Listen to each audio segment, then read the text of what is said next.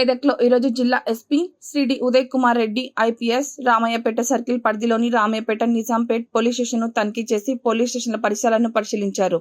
అక్కడ పోలీస్ సిబ్బంది నిర్వహిస్తున్న విధులను సంబంధిత ఎస్ఐలు ఎస్పీ గారికి వివరించారు.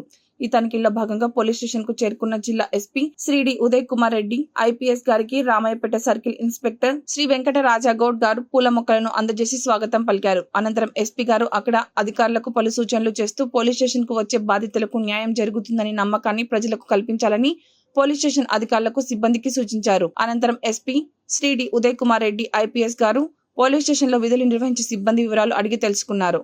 ఈ కార్యక్రమంలో తూఫ్రాన్ డిఎస్పీ శ్రీ వెంకటరెడ్డి, రామయ్యపేట సిఐ శ్రీ వెంకట రాజాగౌడ్, సంబంధిత పోలీస్ స్టేషన్ల ఎస్ఐలు, సిబ్బంది తదితరులు పాల్గొన్నారు.